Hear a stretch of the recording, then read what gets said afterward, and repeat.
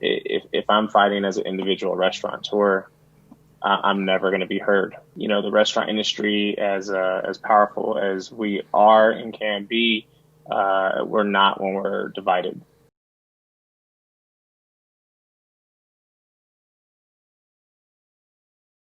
Brother Luck joins us right now. He's in the Brother Luck office. And, brother, it's great to see your face. Nobody wants to see anybody injured or get hurt, and that's really what this is all, hospitalizations. It's confusing. It seems arbitrary. It's a pick and choose. I don't know what it is, but we're reacting today, and you are on the front line, if you will, and you know better than anybody else what's needed, what you're feeling, what's going on, safety, the whole 9 yards. Brother Luck, react on the Modern Eater Show, if you would. It's a tough time for all of us. I think the most important thing is the camaraderie. The restaurant industry, as powerful as we are and can be, we're not when we're divided.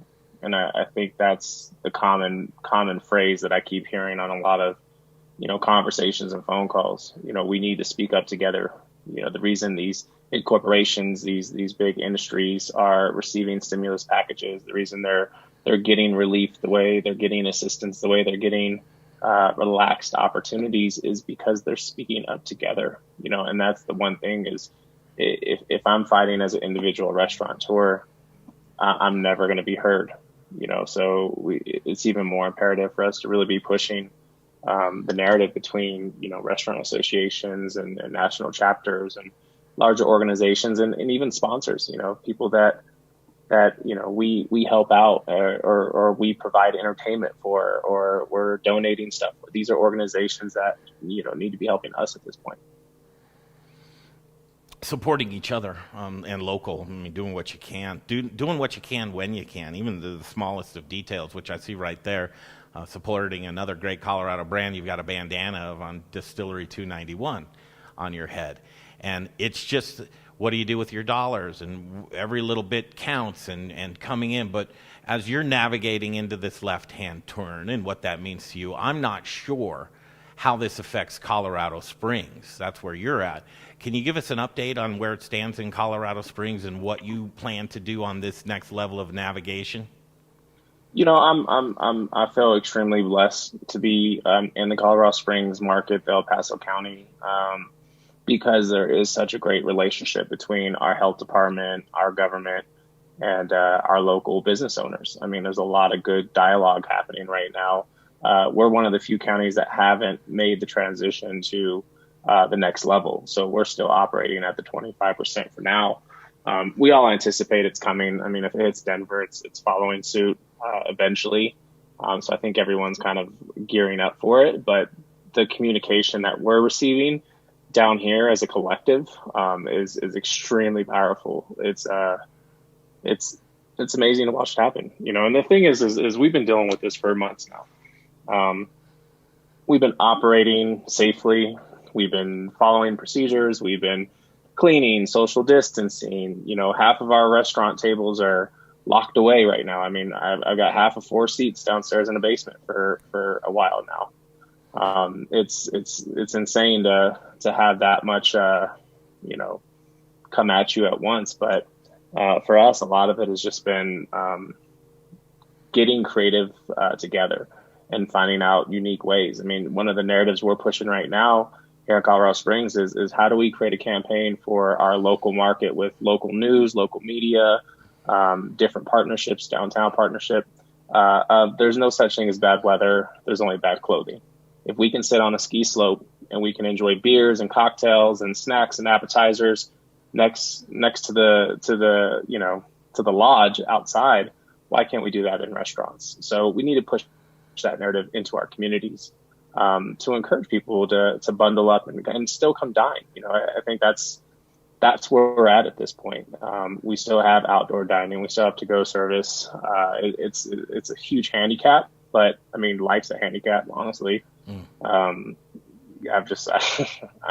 think once you've been on the very bottom, you can't go nowhere but up. So it's a choice to have a good attitude, and a lot of our staff watch us, they listen to us, they feed off of our energy, and it's one of my constant things right now is I'm choosing to not uh, be negative or upset as far as like as a leader. I can't. I'm trying to protect them. I'm doing everything I can to generate revenue, create opportunities for them to take care of their families, and reach out to every resource that I have as a group down here, and support those people. I mean, it's more than just money for some people. Some of them it's they're homesick and they're quarantined or they can't go out or they've got medical issues going on, and how can we help with that? So there's a lot of scenarios that we're just kind of looking at.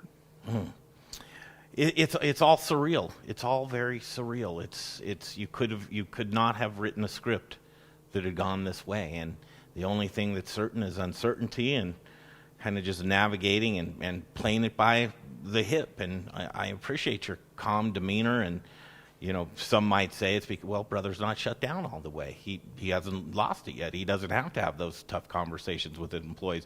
I'll guarantee you this one thing: he's prepared to. He's prepared for Yeah, all of and that's the difference is, it's not right that we're getting the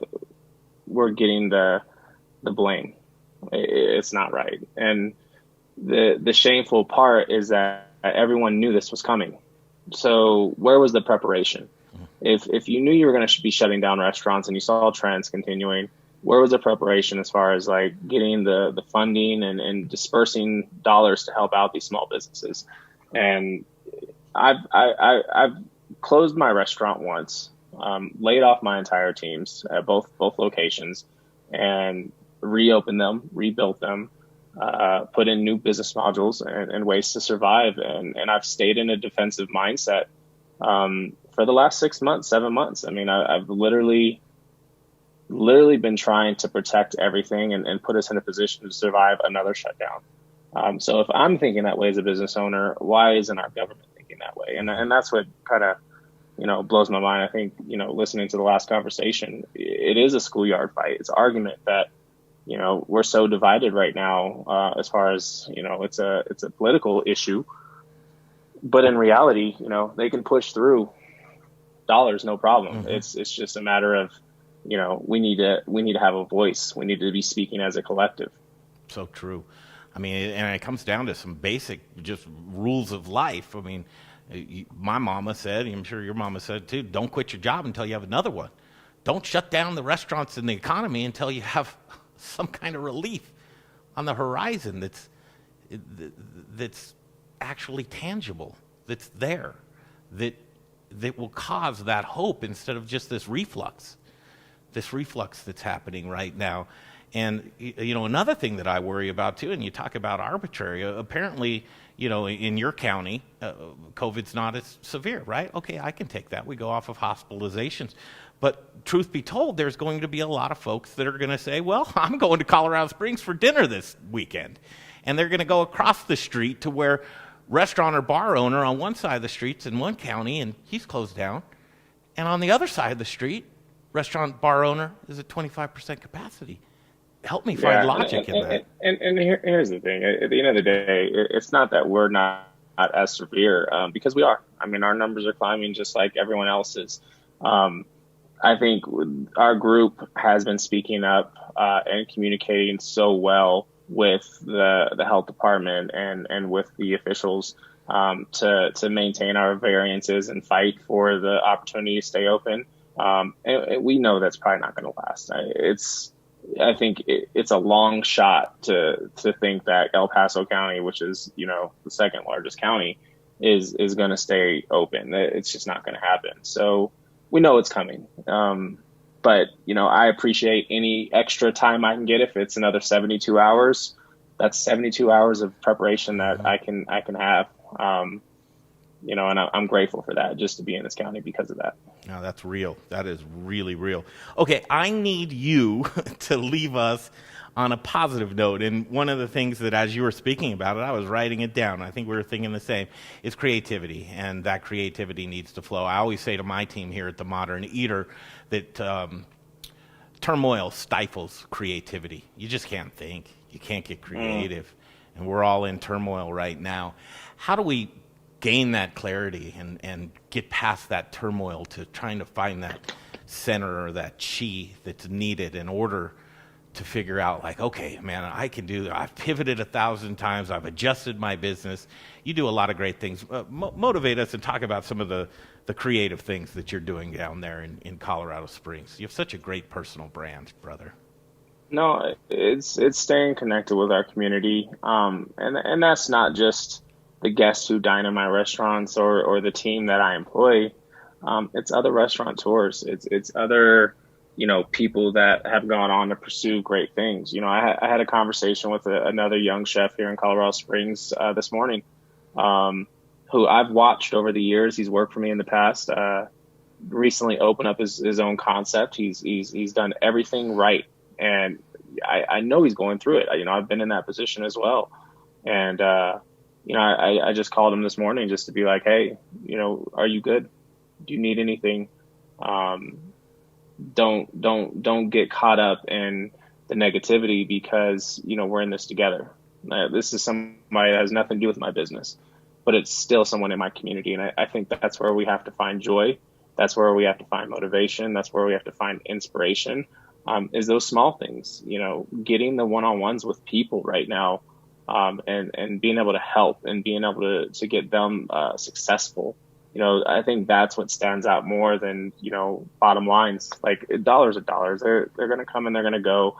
You can't take it with you. And if, you screw it up, you screw it up and you start over. But relationships are everything. And I think that's extremely important right now is, to not put yourself in such an isolated position to where, the enemy can take you out because you're easy pickings. You're such a creative guy, a motivating guy, and I set you up to promote yourself, and you did what I thought you'd do. You promoted others. But I'd keep an eye on Brother Luck's social media. You do a lot of great creative things. Cooking classes always inspire me. Some cool stuff as you cook at home, and I just have immense respect for you and love for you and your wife, Tina. I want to stay connected, and we'll see you in the next couple of days. No, absolutely. Everybody that's out there, spend your money locally, spend it with the small businesses, spend it with the mom and pops, support those people, keep those dollars in your community because those dollars are going to help the families that they employ. We're not lining our pockets with cash. We're not in the restaurant industry because we make money. We're in the restaurant industry because we like to serve and it's hospitality. So, when you're spending your money at your local grocery store, try to go to that market versus going to the big chain or go to the small restaurants versus getting the Grubhub from the big conglomerate. It means the world and it makes a big difference. Mm. Man, let's get through this thing. I need one of them big old bear hugs from you, man. I love you, brother. We'll catch you up soon. Thank you for your time today. Absolutely. I really Peace. appreciate you.